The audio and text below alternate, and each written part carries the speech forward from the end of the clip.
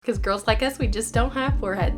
Look, if you're a big foreheaded girl watching this, y'all got it easy. For small forehead girls, on the other hand, it was made to decrease the forehead area, circumference, everything about the big forehead. You're supposed to put it in front of your hairline. In front of your hairline is damn near your eyebrows.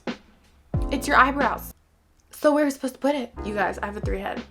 Like, and this is just cutting it off where my freaking, at that point, it's an eyebrow. We have eyebrow extension. We're gonna fix this small head problem. We're gonna fix it. Hey y'all, and welcome to my channel. My name's Olineece. If this is your first time here, make sure you hit those big red letters below and subscribe. First things first, if y'all didn't know, I make Amazon wig reviews on my channel. So if you haven't already, make sure you hit those big red letters below. Anyways, today we're gonna be getting into how I install my wigs on my 3-head. If you guys have a 3-head or anything else of that nature, you guys know exactly what I'm talking about and exactly how some wigs can look when you install them on your 3-head. So without further ado, let's get into this video about how I install wigs on my small forehead. So of course, I keep you guys in the loop about all the hair that I use in my videos. This hair today is from Ayiyi hair company. I think that's how you say it. And of course, I'm showing all the little products that came inside of the box, but I got to it, y'all. Here is the wig and here's the lace on the wig. I loved this lace. I'm not gonna lie, if you have a small forehead, it's super key that you get a lace wig that either matches your skin tone or you are sure to tone it later. So these were the curls. This is a water wave transparent lace front wig in 18 inches, you guys. If you guys want to purchase this wig, it will be in the description box below. But jumping into this video, y'all, this is the most important step number 1 for your wigs. If you guys haven't seen me pluck a wig in any of my videos, welcome. We're gonna go through this step by step. So of course, I love to use water and just wet that wig down every single time that I go in for plucking. This just allows for the hair to clump and for the hair to come out in larger pieces when you do pluck. Now be careful if you are a heavy-handed plucker or if you often find yourself plucking in one spot. I don't suggest that you do this.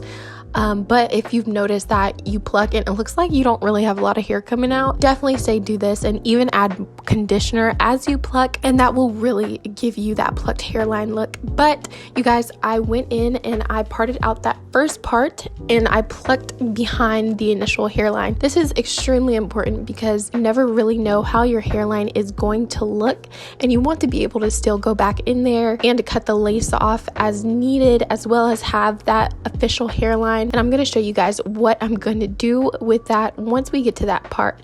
But like I said, do not pluck the hairline initially. Go behind it, okay? Whether those are going to be your baby hairs or not, just go behind it, work your way back and pluck there. That way the hair really just fades. And don't be afraid to pluck, y'all. This is all the hair that I ended up plucking, and that was only one side of the wig, no lie. So do what you got to do. This is what the other side is looking like in comparison to the side that I plucked. Now it's all dry, so you can't really tell, but in order to make sure that you plucked correctly, you can always wet it and pull it back. Okay, you guys, step 2 is plucking this hairline. So what I do is I just go in and I make sure to make it look as hairliney as possible, with some spaces between those front hairs because no one has a full hairline. So I make sure to also get those leftover knots, y'all. When you pluck your hair, you get the hairs all the time, but sometimes you never get those knots. So when you take a small, what is this thing called? Plucker? Yeah, let's go with that. When you take a small plucker and you go in there and you get those knots out that are left without hairs on them, you'll actually see the difference, and that lace will blend better with your skin if it's your color. So step 3 now is customization, y'all. So once you've plucked that hairline and you've got those extra knots that are just sitting in your lace out, you are going to go in and customize it to how you're planning to wear your wig. Now, a lot of people just wait to put the wig on and then customize it, but for us small forehead people, this is a lifesaver, okay? This is going to lay those hairs down as flat as possible when you have a large forehead, I'm not gonna lie, you got more space to work with, but us small foreheaded people, we're not trying to burn our eyes out or our scalp or anything of that nature. Also, when you do lay these hairs down, when you put the wig on, it's gonna lay as taut to your skin as possible, giving you the effect that that hair is brushed back or that hair is thinner, just like a natural hairline. So now I'm just doing the bald cap method, y'all. So technically I really don't like doing this because of my small forehead and because glue tends to take on my edges. However, I've been using lace layer lately and it's really been amazing for my skin, as well as it dries quickly and it actually holds things down when you let it dry. I'll be sure to leave the link down below. I got this off Amazon, you guys. I've talked about this in another video if you guys haven't used this glue. And another plus about this glue, it's black owned, so make sure you guys check in the description box. Okay, y'all, I'm not sure what step we're on exactly, but we all know the next important thing is cutting off this cap for our small foreheaded people. Please cut as close to that hairline as you possibly can, okay? Make sure it's darn near your hairline. And then you want to take some makeup and put that all over the front of your head, because we did pluck that wig galore, okay? So we want this to look like nothing but scalp. Be sure that your makeup kind of matches your makeup if you do wear makeup. If not, it matches your skin, just so y'all know. But this wig is looking flawless, baby. She is laying down flat, flatty flat, okay? No humps, no lumps, no bumps, none of that. So I'm just covering up the knot, and like I said, you guys, I love this process because when you put it on, bam, honey, I know y'all see that. I know you see it. God dang, I'm looking cute as hell. I don't even know why I took this wig off in the first place. Anyways, this is how the wig is looking. I'm super excited because this hairline fits my head so perfectly. Usually if it was a more complicated wig, y'all, I would go in and I would cut even behind the hairline to get the lace to match up with my actual hair, you guys. So don't forget that you can do that. All these wigs are not specifically made for you. You're gonna have to do some customization, especially my small foreheaded girls. You're gonna have to do some customizations to get it all right. So next is slaying and laying this with this glue. Like I said, lace layer is amazing because it dries so quickly and it dries clear. So there's no hassle with the glue whatsoever. So I went to bed and this is how she turned out the next day. I ended up cutting off the lace and doing my edges off camera.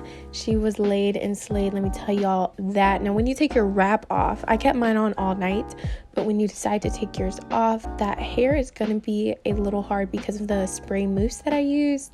But don't worry about that. Just know to work with your products before you actually put it on the hair, just to see what you can actually work with and what won't clump in your hair.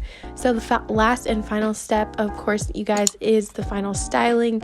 I do recommend that you use a hot comb and you push the hair back away from your forehead. This just creates a natural look and it makes it look like your forehead is much bigger than it is, because that's what us small foreheaded people or awkward hairline people are trying to do.